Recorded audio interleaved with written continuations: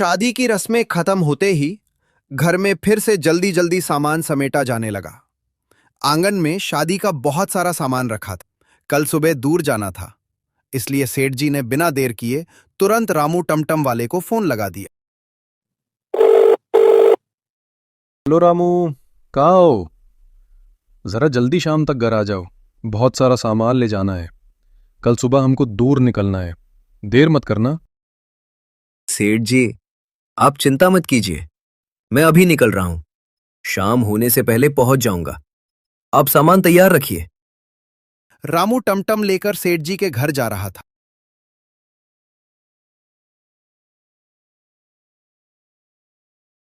रास्ता शांत था। तभी अचानक एक काली बिल्ली टमटम के आगे से रास्ता काट गई। उसने तुरंत टमटम रोका। अरे बाप रे, ये बिल्ली को भी अभी रास्ता काटनी थी। पता नहीं आज क्या होने वाला है।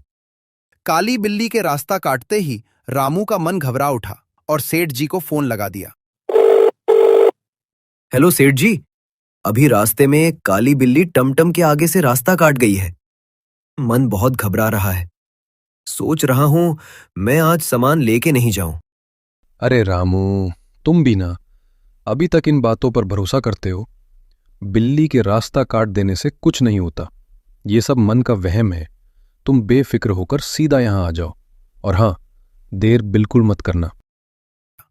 फिर रामू डरते डरते धीरे धीरे टमटम आगे बढ़ाने लगा।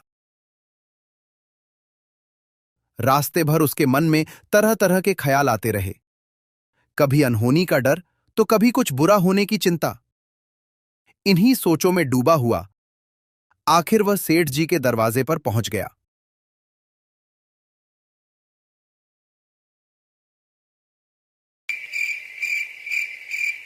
कुछ दूर आगे बढ़ते ही अचानक फिर वही काली बिल्ली अंधेरे से निकलकर टमटम के सामने से रास्ता काट गई।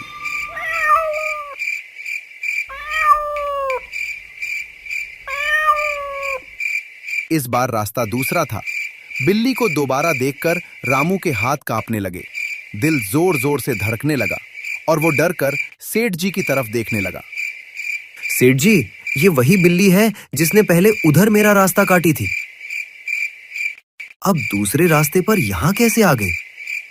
मुझे कुछ ठीक नहीं लग रहा। मुझे लगता है आज कुछ अनहोनी होने वाला है सेठ जी। अरे रामू, मैंने तुमसे कहा था ना, ये सब अंधविश्वास है। बिल्ली के रास्ता काटने से कुछ नहीं होता। तुम बेकार में डर रहे हो। टमटम आगे बढ़ाओ, डरने से कुछ नहीं होगा, सब ठीक है। जी सेठ जी, बढ़ा तो रहा हूं, लेकिन मेरा मन बहुत घबरा रहा है। पता नहीं क्यों लग रहा है आगे कुछ बहुत बड़ा अनहोनी होने वाला है। इतना कहकर रामू ने टमटम आगे बढ़ा दिया।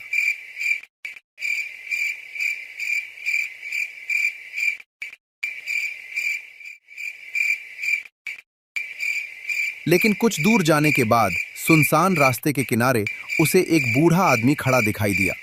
वो चुपचाप टमटम की तरफ देख रहा था।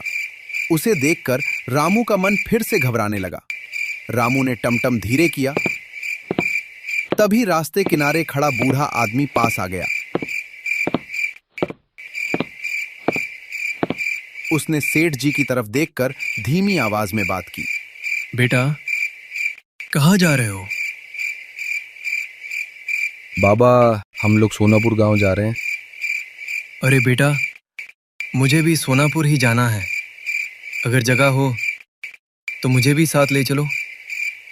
जी बाबूजी, जगह है, आइए बैठ जाइए।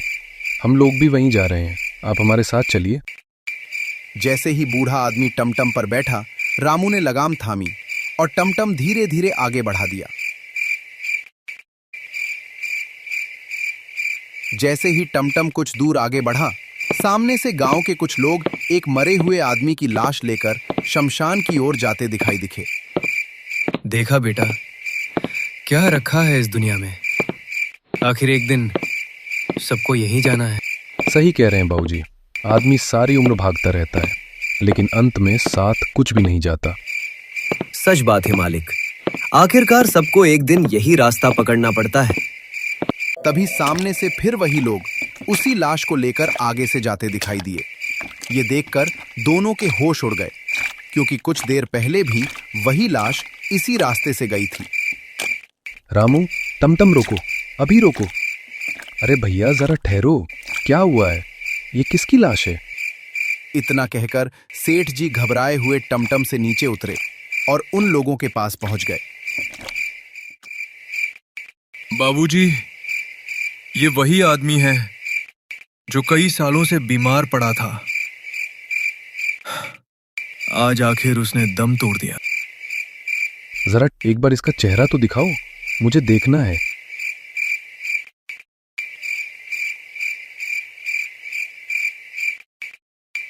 जैसे ही सेठ जी ने लाश का चेहरा देखा, उनके होश उड़ गए। चेहरा बिल्कुल उसी बूढ़े आदमी का था जो अभी उनके टमटम पर बैठा हुआ था। भैया, ये क्या कह रहे हो तुम लोग? ये आदमी तो अभी हमारे टमटम पर बैठा हुआ है।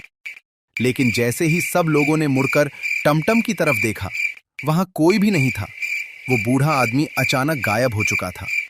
ये देखकर सेठ जी के पैरों तले जमीन खिसक गई।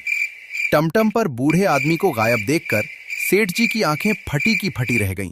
शरीर कांपने लगा और अगले ही पल वो वहीं जमीन पर गिरकर बेहोश हो गए।